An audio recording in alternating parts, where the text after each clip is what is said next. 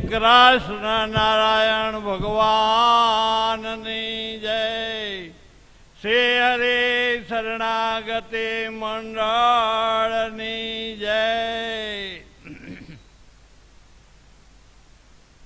શાસ્ત્રકારો કહે છે કે ભગવાન મળવા અને ઓળખવા બહુ ગહન છે। જ્યારે જ્યારે આ પૃથ્વી ઉપર ભગવાન પધાર્યા છે ત્યારે એના મુક્ત પુરુષો સિવાય કોઈ ભગવાનને ઓળખી ગયા નથી। રામચંદ્રજી રૂપે આવ્યા ત્યારે મનુષ્ય પૃથ્વી ઉપર હતા, પણ કે ઓળખા કેને તો કે વાનરોએ। કામ શું કર્યું તો કે સેતુબદ્ધ રામેશ્વર બાંધી દીધો। કૃષ્ણ અવતારમાં આવ્યા તો ગોપ ગોવાળને ગમ્યા, બાકી કોઈ ઓળખી ન શક્યા। ત્યારે શાસ્ત્રોમાં લખ્યું પ્રગટ હોય પણ કોઈ ન જાણે રમાપતિની રીત, રમાપતિની રીત ન જાણે જગત આંધળું ભીત। માનવ રૂપે ભગવાન આવું મોટું વિશ્વ અને એની અંદર એ કુમકુમ વાપી ક્ષેત્રમાં સ્વયં અવતારી પુરુષોત્તમ નારાયણ એવા અનાદિ શ્રી કૃષ્ણ ભગવાને અવતાર ધારણ કરી અને એ જ ગામના મનુષ્યોના પણ ધન્ય ભાગ્ય કહેવાય કે આવી મહાન પવિત્ર ભૂમિની અંદર, જે ભૂમિની અંદર અવતારી પુરુષોત્તમ નારાયણ પધાર્યા એ ભૂમિમાં આપણો જન્મ છે। આપણા અહો ધન્ય ભાગ્ય કહેવાય। પૂજ્ય કથાના વક્તા પૂજ્ય રતિલાલ ભગતે ઘણું બધું શાસ્ત્રીએ સમજાવ્યું કે માનવ રૂપે જ્યારે ભગવાન આવે ને ત્યારે એને ઓળખવા બહુ કઠણ છે। જામનગરથી મહારાજ જામવંતલી પધાર્યા, જામવંતલીથી મહારાજ ચાવડા ગામે, કથાના વક્તાના ગામે મહારાજ ચાવડા પધાર્યા। ભક્તોને એવો ભાવ થયો કે સ્વયં ભગવાન આ પૃથ્વી પર માનવ રૂપે આવ્યા છે, તો મહારાજને ગાયના અને ભેંસના દૂધથી નવરાવી અને એનો દૂધપાક કરી અને આ ભક્તોએ જમ્યા છે અને જમાડ્યા છે। મહારાજ કે અમારી દયાનો કોઈ પાર નથી। આવો ભાગ્ય એ લખ્યું ને કે પ્રગટ હોય પણ કોઈ ન જાણે રમાપતિની રીત, રમાપતિની રીત ન જાણે જગત આંતરું ભીત। માનવ રૂપે આવે છે ત્યારે એને ઓળખી શકતા નથી। ભગવાન જ્યારે મનુષ્ય ચરિત્ર કરે ત્યારે એમાં કોઈ દી મનુષ્યને સંશય ન થવો જોઈએ તો ભગવાન ઓળખાણા। ભગવાન નખશિખા પર્યંત જે જે ભક્તો હતા ભગવાનને સેવા, ભગવાનનો રાજીપો નખશિખા પર્યંત સેવા કરી અને રાજીપો લીધો અને ભગવાનની મૂર્તિમાંથી જે જે આ સભામાં પણ ભક્તો બેઠા છે કે જેણે પ્રગટ ભગવાનને રાજી કરી અને પ્રગટ ભગવાનની મૂર્તિમાંથી જેને અમૃતના ઘૂંટડા પીધા છે।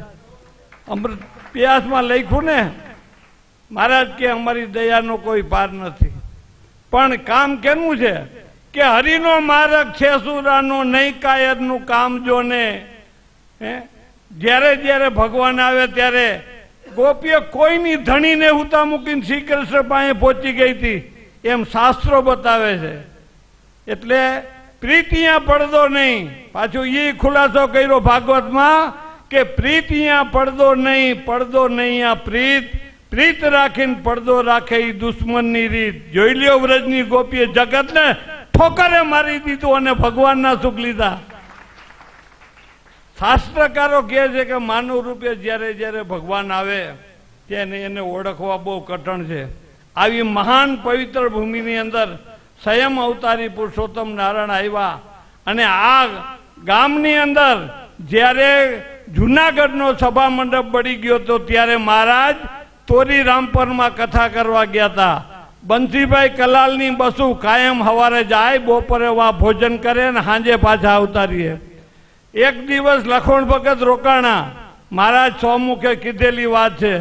મહારાજ 10 વાગ્યાનો સમય હતો, લખણ બાપાને મહારાજ જ્યાં મહારાજનો તોરી રામપરમાં ઉતારો હતો એ રૂમમાં મહારાજ અને લખણ ભગત, બીજું કોઈ નહીં। મહારાજ બેઠા હતા ને ઊભા થઈ ગયા। આમ લખણ ભગતને કહે જોજો તમને આમાંથી શું દેખાય છે?